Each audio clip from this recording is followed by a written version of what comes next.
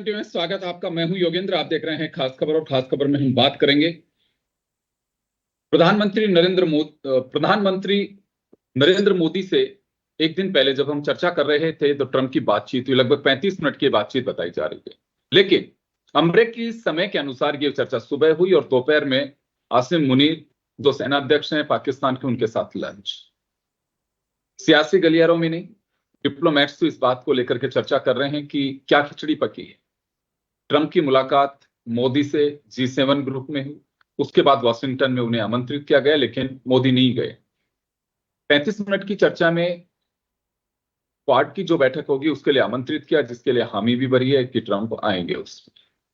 लेकिन lunch diplomacy को लेकर के क्या मायने हो सकते हैं। एक तरफ इजराइल और ईरान के बीच जंग छिड़ी हुई है। हम ऑपरेशन सिंदूर से भारत और पाकिस्तान के बीच जो एक तरह से लड़ाई कह सकते हैं वो अभी फिलहाल स्थगित की हुई है। इसी बीच लेकिन उन्हें एक लंच के लिए आमंत्रित किया गया। तो हमारे साथ इस पूरे मुद्दे पर चर्चा करने के लिए इस लंच के क्या मायने हो सकते हैं और क्या भारत को अमेरिका से सतर्क और अधिक ट्रंप के रहते हुए सतर्क रहने की आवश्यकता है। तो भारतीय विदेश सेवा के पूर्व अधिकारी गौरीशंकर गुप्ता साहब हमारे साथ जुड़े हुए हैं। रक्षा विशेषज्ञ के रूप में पूर्व लेफ्टिनेंट जनरल SPS कटेवा साहब हमारे साथ में हैं और विदेश मामलों के जानकार और जर्नलिस्ट वरिष्ठ पत्रकार महेश शर्मा साहब हमारे साथ में जुड़े हुए हैं। मैं गुप्ता साहब आपका रुख करना चाहूंगा। सबसे पहले हम एक दिन पहले भी बात कर रहे थे, लेकिन अभी अगर आप कहीं पे भी देखेंगे, साइट्स को खोल करके देखिए, जो विदेश मामलों के जानकार है उनकी चर्चा है अमेरिका में, खासकर ट्रंप, क्योंकि ट्रंप जो भी हो लेकिन वो अमेरिका के राष्ट्रपति हैं। हम ये मान के चलते हैं कि कुर्सी को सलाम होता है और कुर्सी अपने आप में एक महत्वपूर्ण होती है, वो किसी भी देश के शासनाध्यक्ष की हो। सुबह में प्रधानमंत्री नरेंद्र मोदी से बातचीत होती है और लंच पे पहले से होकर कर प्लान अचानक नहीं बनाइए कि लंच का पहले से प्लान था उनका। लेकिन जो चर्चा है, क्या वास्तव में इसे एक असाधारण रूप से देखा जाना चाहिए या एक रूटीन है, इसमें कोई खास बात नहीं है?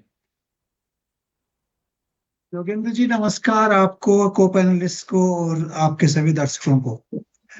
देखिए, ये खास बात तो है, ये बिल्कुल साधारण चीज नहीं है, इसमें कई खास बात हैं जी।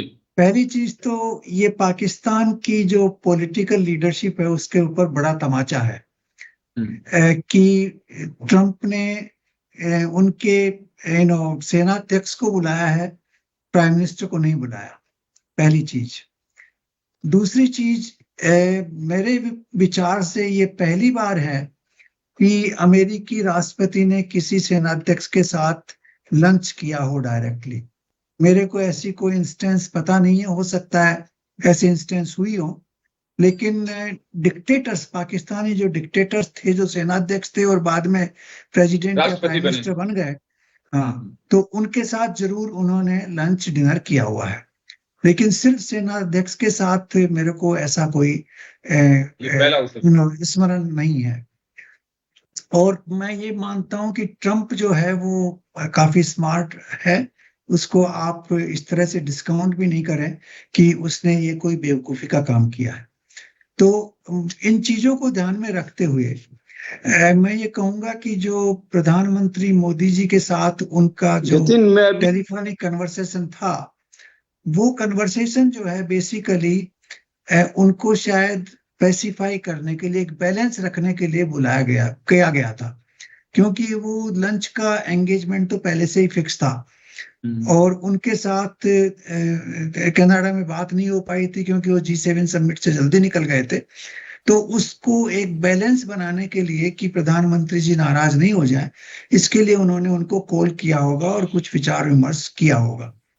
लेकिन अगर आप इसकी घटनाक्रम का प्रारंभ देखें तो ऑपरेशन सिंदूर के इमीडिएटली बाद में अब जो क्लियर आ गई है सिचुएशन, अमेरिकन वाइस प्रेसिडेंट ने हमारे प्रधानमंत्री से बात करके कहा था कि पाकिस्तान जो है बहुत बड़ा हमला आपके ऊपर करेगा, आप सावधान हो जाएं।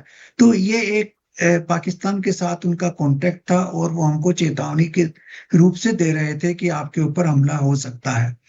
उसके बाद सेंटकॉम के जो इनके चीफ हैं अमेरिका के, उन्होंने आसिम मुनीर की बड़ी प्रशंसा की, पाकिस्तान की प्रशंसा की कि पाकिस्तान हमारे लिए बहुत अच्छा काम कर रहा है। उनके सब तो मेरे को एग्जैक्टली याद नहीं है, लेकिन उसका मीनिंग यही था। और उसके बाद आईएमएफ का लोन अप्रूव हुआ, वर्ल्ड बैंक का कुछ लोन अप्रूव हुआ। तो एक पूरी नीति मेरे को नजर आ रही है इसके पीछे। और वो नीति ये है कि ये पहले से ही ईरान का जो सिलसिला था वो चल रहा था। जैसे ही इंटरनेशनल एटॉमिक एनर्जी एजेंसी की जो रिपोर्ट आई, और उसमें ये खुलासा हुआ कि ईरान कई चीजों को उनको रिवील नहीं कर रहा है, और हो सकता है कि वो मटेरियल इकट्ठा कर रहा हो, वेपन ग्रेड तक का मटेरियल हो। तो उस रिपोर्ट के बाद जो है वो शायद इनकी एक पॉलिसी चल रही होगी कि ईरान को किस तरह से टैकल किया जाए। तो इस कॉन्टेक्स्ट में उन्होंने पाकिस्तान को कुछ हद तक अप्रोच करना शुरू कर दिया था। और उसी कॉन्टेक्स्ट में जो पाकिस्तान और इंडिया के बीच में जो ऑपरेशन सिंदूर हुआ था, उसके बीच में इनका जो कन्वर्सेशन हुआ हमारे साथ, वो हुआ। तो इस चीज को ध्यान में रखते हुए हमें बड़ा क्लियरली समझना चाहिए कि पाकिस्तान की जो, मैंने ये किसी और टॉक पे भी कहा था कि जब भारत और पाकिस्तान अलग अलग हुए, तो ये जो रियल एस्टेट पीस है ना, जिसको पाकिस्तान कहते हैं आप, ये बहुत इंपॉर्टेंट पीस है वर्ल्ड में। ये कनेक्ट करता है पूरी सेंट्रल एशिया से, पूरे मिडिल ईस्ट से, इधर चाइना से, उधर ओशन से। तो ये बहुत इंपॉर्टेंट पीस है, और particularly in the context of Iran ये बहुत इंपॉर्टेंट है।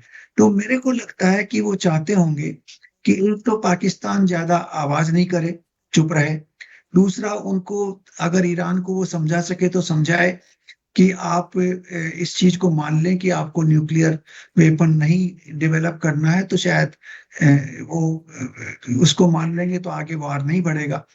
तीसरी चीज, वो ये भी चाहते होंगे कि इन केस अगर वार होता है या अमेरिका को इन्वॉल्व करना पड़ता है, तो उस केस में कुछ लॉजिस्टिक सपोर्ट अगर चाहिएगा तो पाकिस्तान से मिल जाए। तो इन सबको ध्यान में रखते हुए मेरे को लगता है कि उसको लंच में बुलाया गया था, आसिम मुनीर को। और उसी कॉन्टेक्स्ट में मेरा ये तो स्पेकुलेटिव चीज है, अपन इंटरनल डिस्कशन को नहीं जान सकते, लेकिन ये सब चीजें ध्यान में रखते हुए 3-4 जो पहलू हैं। और एक पहलू उसमें चाइना का भी आता है, क्योंकि पाकिस्तान चाइना के काफी क्लोज जा रहा है आजकल। तो वो चाहते होंगे कि अब चाइना से ज्यादा क्लोज नहीं जाएं, और हम आपको अस्त्र शस्त्र देने के लिए तैयार हैं, आपको ट्रेड डील भी देंगे, आपको वेपन्स भी देंगे, आपको इंटरनेशनल असिस्टेंस भी देंगे, तो आप चाइना से थोड़ा दूर रहें। तो ये सब कॉन्टेक्स्ट को लेते हुए ये लंच पे आमंत्रण दिया है।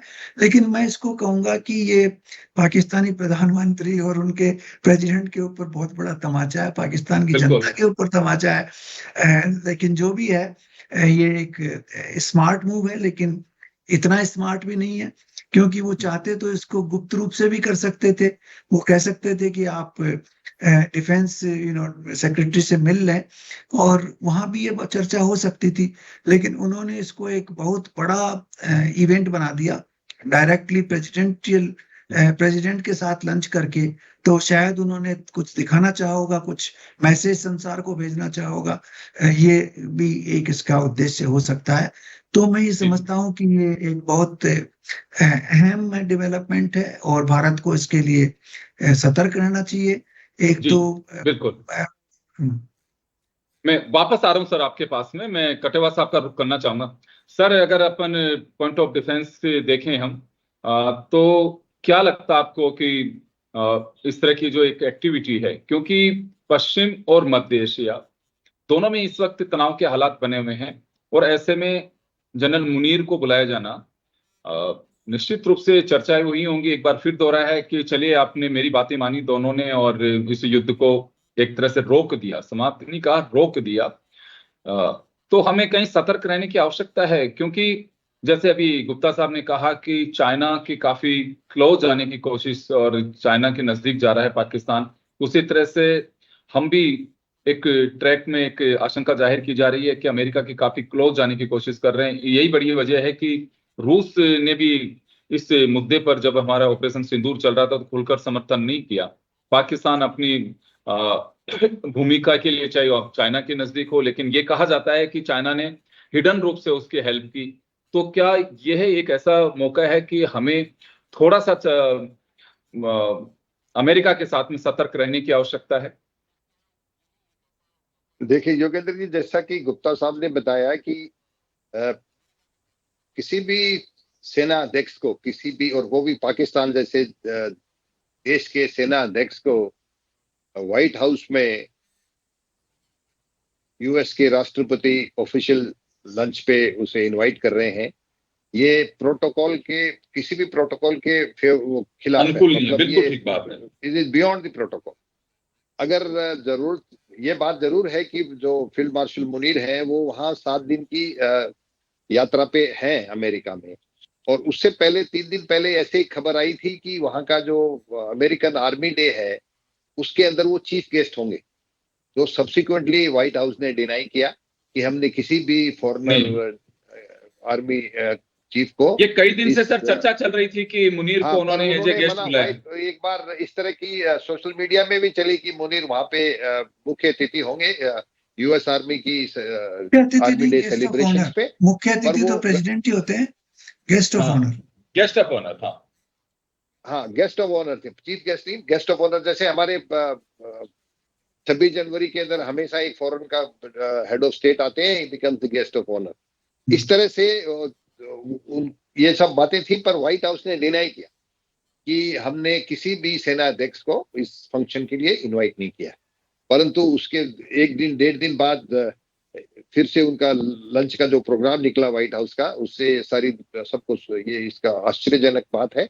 और जहां तक प्रेसिडेंट ट्रंप का सवाल है, उन्हें कोई प्रिडिक्ट नहीं कर सकता वो क्या करने वाले हैं। पर एक बात बताऊं योगेंद्र जी, कोई भी वहां का राष्ट्रपति है, चाहे ट्रंप हो चाहे कोई दूसरे राष्ट्रपति हो, उनके लिए किसी भी देश के साथ कोई दोस्ती का कोई परमानेंट स्ट्रक्चर नहीं है, कोई परमानेंट उनकी वो नहीं है कि उनके साथ हमेशा दोस्ती रखेंगे या दोस्ती निभाएंगे। अमेरिकन इंटरेस्ट जहां है वो उधर जाएंगे, और वो चाहे उनके हथियारों की बिक्री का सवाल हो, चाहे उनके डोमिनेंस का सवाल हो। और जहां तक पाकिस्तान का सवाल है, जैसा कि गुप्ता जी ने बताया, ये एक ऐसी जियोपॉलिटिकल ऐसी लोकेशन है जहां से सारे के सारे, चाहे वो सेंट्रल एशिया हो, चाहे वो अरब कंट्रीज हो, चाहे बाकी इधर का एशियन कंट्रीज हो, वहां से सब, रशियन हो, अफगानिस्तान, सब जगह से वहां का जो आने जाने का रास्ता है और अप्रोच है, वो पाकिस्तान से बड़ा, इस चीज के लिए बड़ी फैसिलिटेशन है। और आपको ये बता दूं कि उनका जो बॉर्डर है ईरान के साथ, ये जो अभी लंच की डिप्लोमेसी जो उन्होंने की है, वो पाकिस्तान को, अगर अमेरिका को जरूरत पड़ गई, जैसे कि इराक में मान लो कि ये वॉर आगे चलता है और अमेरिका इन्वॉल्व हो जाता है, और तक उनका सत्ता को, उनको पलटने का ये अगर एक ऐसा मौका हो जाता है कि वो उसको बिल्कुल बर्बाद कर दें, जैसे उन्होंने सद्दाम हुसैन को उन्होंने अनसीट किया था, ऐसे ही जो वहाँ के रिलीजियस हेड हैं उनको, या जो भी सत्ता है उसको डिथ्रोन अगर वो करना चाहें, और फुट सोल्जर्स, जो फुट प्रेजेंस चाहिए ईरान में, वो सिर्फ पाकिस्तान के थ्रू मिल सकती है। पाकिस्तान का ईरान के साथ बहुत लंबा चौड़ा लैंड बॉर्डर है, और ये एक बहुत बड़ा कारण है, अगर अमेरिका को जरूरत पड़ी कि वो पाकिस्तान में अपने बेसेस बना करके यहाँ से वो ईरान को हमला करे या ईरान को कंट्रोल करे, या यहाँ से फिजिकल अपने ट्रूप्स वहां भेजे, तो पाकिस्तान से बढ़िया जगह उनको कुछ नहीं मिलेगी। यही काम उन्होंने अफगानिस्तान में किया था। अफगानिस्तान में जब वो सब कर रहे थे, जब वो लड़ाई लड़ रहे थे, तो सारा का सारा उनका जो लॉजिस्टिक बैकअप था वो पाकिस्तान के थ्रू आता था।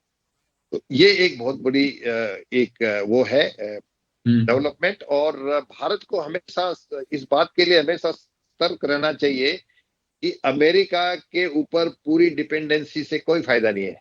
अमेरिका कभी नहीं चाहेगा कि भारत एक ताकत बन के उभरे और एक इस तरह की देश बन जाए जो अमेरिका की तरफ नहीं देखे और अपना अधिकार उस इलाके में, उस आसपास के देशों में अपना जो इम्प्लीकेशन है, अपना जो है उसको लगाने की कोशिश करे। उसे प्रभाव का उसमें लगाए श्रीलंका, साउथ एशिया में या बाकी जगह के ऊपर, ये वो अमेरिका कभी नहीं चाहेगा। और इसीलिए वो पाकिस्तान को इम्पोर्टेंस दे रहा है। और जहां तक पाकिस्तान के आर्मी चीफ का सवाल है, उस सुबह हमारे फॉरेन सेक्रेटरी ने ये मैसेज दिया, वो प्रेस कॉन्फ्रेंस में बताया कि प्रधानमंत्री और प्रेसिडेंट ट्रंप के बीच में बात हुई और प्रधानमंत्री ने उन्हें साफ कहा है कि हमने जो ऑपरेशन सिंदूर का जो सीज फायर किया था, वो हमने पाकिस्तान के रिक्वेस्ट पे किया था। शाम को ही प्रेसिडेंट का फिर से वहां से ट्वीट आता है कि मैंने इंडिया और पाकिस्तान की लड़ाई रोकी, मैंने जनरल मुनीर को लड़ाई बंद करने के लिए कहा और उन्होंने मेरा कहना माना। तो इस तरह की बातें वो करते रहेंगे और करते रहते हैं। अभी मेरे को जहां तक सवाल है, ये जो मीटिंग हुई है उनकी लंच के ऊपर, इसमें बेसिकली अगर ईरान के बारे में ज्यादा उनका डिस्कशन हुआ है। अगर अमेरिका इन्वॉल्व होता है तो अगर पाकिस्तान उधर, तो इराक में उनकी बेसेस ऑलरेडी हैं, परंतु पाकिस्तान की तरफ से अगर वो ईरान के ऊपर हमला करना चाहेगा या सब्सिक्वेंटली जब उनके सारे स्ट्रेटेजिक टारगेट्स और जो उनकी डिफेंस असेट्स हैं वो बिल्कुल खत्म कर देगा और मौका आ जाएगा कि तख्ता पलट करने का मौका मिल गया है और एक दूसरी गवर्नमेंट वहां बनानी है, उस समय अमेरिकन बेसेस वहां जरूर एस्टेब्लिश होंगे जैसे उन्होंने इराक में की थी। ऐसे समय में पाकिस्तान उनकी मदद करेगा, ये बात उन्होंने जरूर मुझे लगता है डिस्कस की होगी। और ये बहुत बड़ा एक डेवलपमेंट है। अगर अमेरिका इन्वॉल्व होगा ईरान की लड़ाई में तो पाकिस्तान को हमेशा वो अपनी तरफ रखेगा। यही उन्होंने इराक की और ऐसी पोजीशन में हमें और सतर्क रहने की आवश्यकता है, क्योंकि अभी भी हमारे साथ में ऑपरेशन सिंदूर स्थगित है, खत्म नहीं हुआ है। हालांकि पूरी तरह से मुस्तैदी के साथ में सारी चीजें मजबूत हैं, कोई दिक्कत नहीं, लेकिन फिर भी क्योंकि ट्रंप उस तरह के राष्ट्रपति नहीं, अमेरिकन ये मान के तो चलते हैं कि हमारा एक सबसे पहले है, लेकिन ट्रंप एक तो बड़बोलापन, उनका एक क्लियरिटी नहीं है उनके किसी भी एक्शन में कि वो वास्तव में यहाँ पे स्टैंड करेंगे नहीं करेंगे। एक मिनट में बयान बदलते हैं, दूसरे मिनट में कुछ भी कह देते हैं। ये भी, लेकिन एक देश का राष्ट्रपति है, वो चाहे किसी भी नजरिए से देखा जाए, लेकिन राष्ट्रपति होता है। योगेंद्र जी, अमेरिका का राष्ट्रपति सबसे powerful head of state. Sir मैं वही कह रहा हूँ, बिल्कुल वही कह रहा हूँ। ट्रंप चाहे एक चीज और मैं आपको बताना चाहूंगा योगेंद्र जी कि इस समय चीन और रशिया वो ईरान की तरफ बिल्कुल वो जब हम चर्चा कर रहे हैं, जब हम चर्चा करें, उसके सबसे बड़ा प्रॉब्लम ये होगा कि हमारी जो सिक्योरिटी एनर्जी की जो है, जो हमारे इंपोर्ट करते हैं ऑयल, वो 80% हम इंपोर्ट करते हैं। अगर ये लड़ाई आगे लंबी चलती रही और पर्शियन गल्फ और दूसरी जो स्टेट है जहां से पूरी शिपिंग होकर के ऑयल आता है, ये अगर बंद हो गए थोड़े दिन के लिए, तो हमारी इकोनॉमी पे बहुत बड़ा एडवर्स इम्पैक्ट पड़ने वाला है। बिल्कुल, इसमें कोई संदेह नहीं है। बिल्कुल, ये भी एक बहुत बड़ा इम्पैक्ट, इसका बिल्कुल साइड इफेक्ट होगा इस युद्ध का, इसमें कोई संदेह नहीं है। हमारे लिए बैलेंस करना, ईरान और इजराइल दोनों के इस तरह से बैलेंस करना कि हम न्यूट्रल और किसी भी एक देश की तरफ साइड नहीं लें, ये एक बहुत बड़ा डिप्लोमेटिक चुनौती, एक चैलेंज है हमारे लिए। बिल्कुल आप सही करें। जब हम चर्चा कर रहे हैं, उसके कुछ घंटों पहले ही चाइना और यानी कि शी जिनपिंग और पुतिन के बीच में चर्चा भी हुई है ईरान को लेकर के।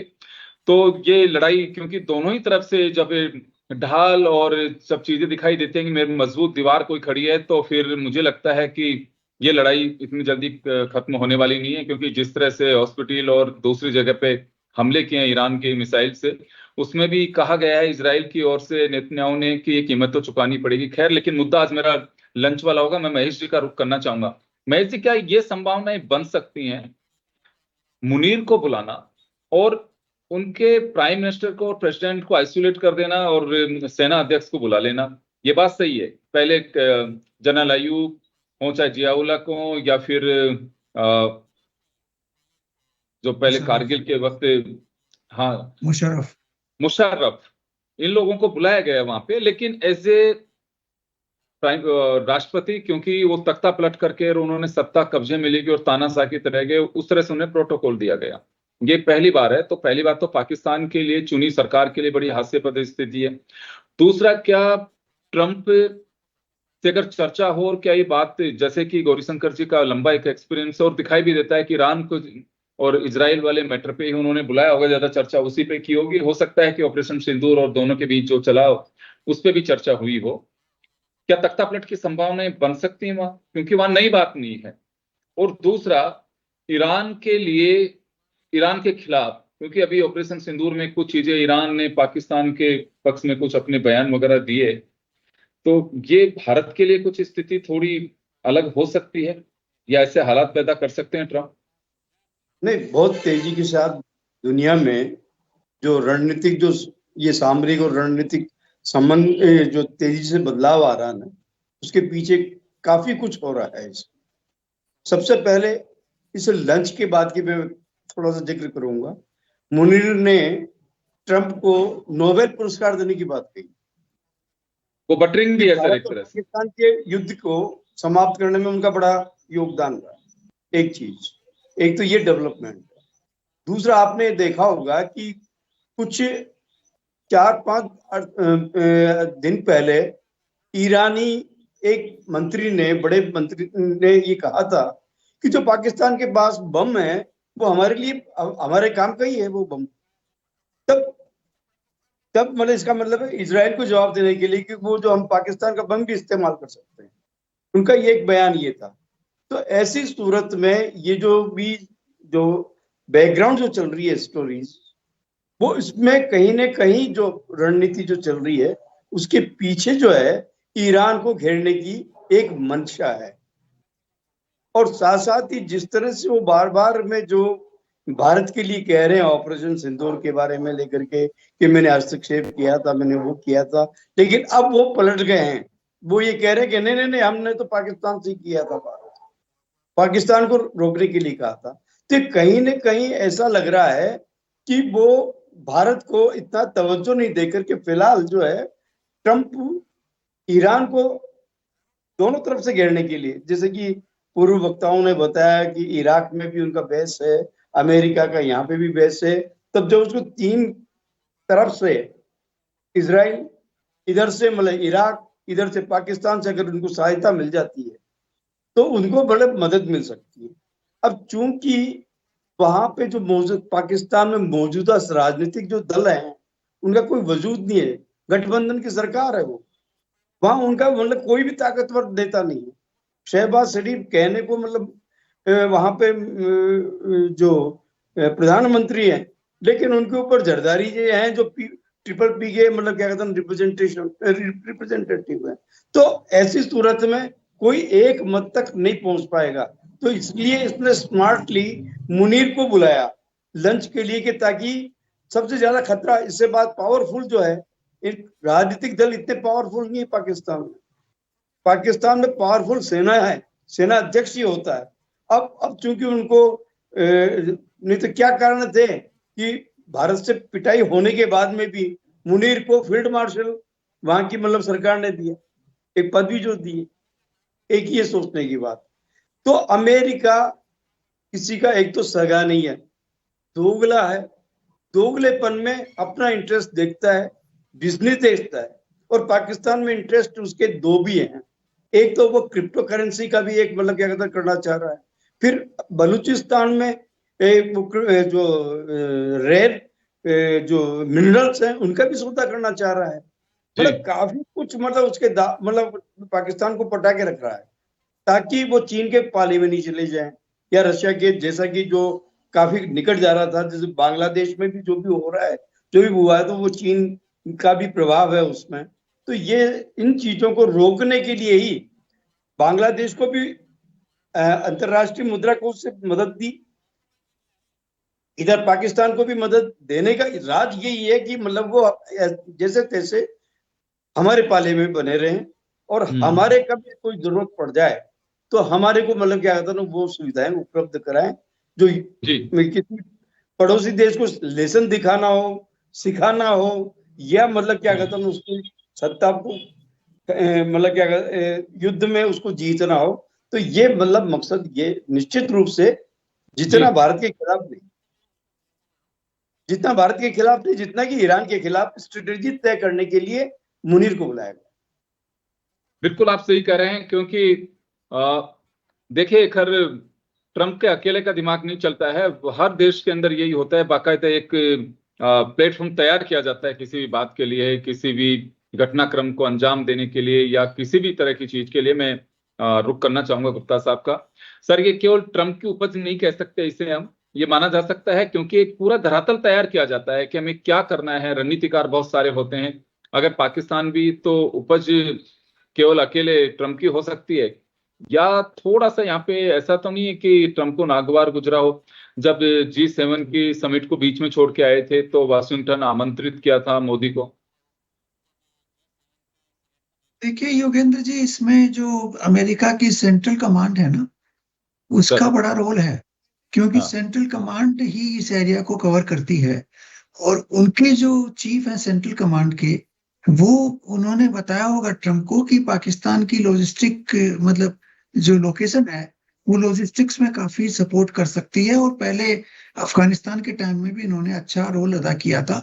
तो इस चीज को देखते हुए ट्रंप को उन्होंने समझा होगा कि इनको थोड़ा ठीक रखें।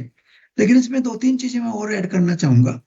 एक तो यह है कि पाकिस्तान ओपनली अब अमेरिका के साथ ईरान के अगेंस्ट में नहीं आना चाहेगा, क्योंकि अगर वो आ गया तो उनका जो इस्लामिक लॉबी है ना, जिसमें वो OIC वगैरह में उनका फिर प्रभुत्व खत्म हो जाएगा। दूसरा चीज, पाकिस्तान ये भी चाहता है साइमल्टेनियसली कि ईरान के पास न्यूक्लियर वेपन नहीं हो, क्योंकि ईरान के पास हो गए तो जो इस्लामिक वर्ल्ड में जो न्यूक्लियर वेपन की बोगी है ना, वो सिर्फ पाकिस्तान के पास है अभी, वो उनका प्रभुत्व कम हो जाएगा या खत्म हो जाएगा। और तीसरा पॉइंट ये है कि ट्रंप ये भी चाहते होंगे कि अगर ये तख्ता पलट हो पाकिस्तान में और मुनीर अगर बन जाए इनका डिक्टेटर अगेन, तो एक आदमी के साथ डील करना शायद उनके लिए ज्यादा अच्छा होगा बजाय मल्टीपल लोगों से बात करने के। तो वो भी एक इनडायरेक्टली उनको प्रमोट कर रहे होंगे कि इंस्टेबिलिटी नहीं आए पाकिस्तान में, और ये अगर तख्ता पलट होता है तो इसको मैं एक्सेप्ट करूंगा। और वैसे आप जानते हैं शहबाज शरीफ जब गए थे टर्की और दो तीन और देशों के ट्रिप पे, तो इसको साथ लेके गए थे और उसी को इंट्रोड्यूस करते रहे थे बार बार। तो वो इम्पोर्टेंस उसकी बड़ी क्लियर है। तो और वैसे पाकिस्तान डबल क्रॉस करने में तो माहिर है ही, तो डबल ट्रिपल क्रॉस करता है वो, ईरान को भी कुछ आश्वासन दे देगा और अमेरिका को भी दे देगा और किसी और को भी दे देगा। तो ये चीजें सब साथ में अपने को ध्यान में रखनी चाहिए, और इन सब का एक साथ प्रभाव आएगा। इस अगर अमेरिका इस वार को ज्वाइन करता है तो इन सबको देखने का मौका मिलेगा आपको, और हमें पूरी तरह से सतर्क रहना चाहिए इसके ऊपर। मैं समझता हूँ कि प्रधानमंत्री जी पूरी तरह समझ में है इस चाल को, और वो बड़े सोच समझ के अपना स्टेप लेंगे। बिल्कुल, मैं माफी चाहूंगा सर, समय का अभाव है, मैं कटेवा साहब और महेश जी के पास में नहीं जा पाऊंगा। बिल्कुल, सबसे बड़ी बात है, हमारे तीनों जो विश्लेषक हैं उन्होंने साफ कहा है कि यहाँ सतर्क रहने का अवसर है और उस पर ध्यान देने की जरूरत है। हमें और ज्यादा कॉन्शियस रहना होगा यहाँ पे, और किसी भी तरह के किसी चाल में नहीं फंसना। जो हमारा एक यानी कहा जाता है कि विरासत में हमें निर्गुट सम्मेलन का एक निर्गुट रहने का एक हमें आधार मिला है, उसको हमें कायम रखने की आवश्यकता है। बहुत ज्यादा किसी के पास में जाने की आवश्यकता नहीं है, क्योंकि ये हमारे लिए इस वक्त घातक हो सकता है। और मुझे लगता है जो रणनीतिकार हैं भारत के, वो इस बात को बहुत ही हमसे ज्यादा बेहतर तरीके से समझ पा रहे होंगे, और वो शायद हो सकता है कि वो रणनीति का भी उसी तरह का हिस्सा बनाए। आप सभी का बहुत बहुत शुक्रिया। खास खबर में इतना ही, दीजिए इजाजत, नमस्कार।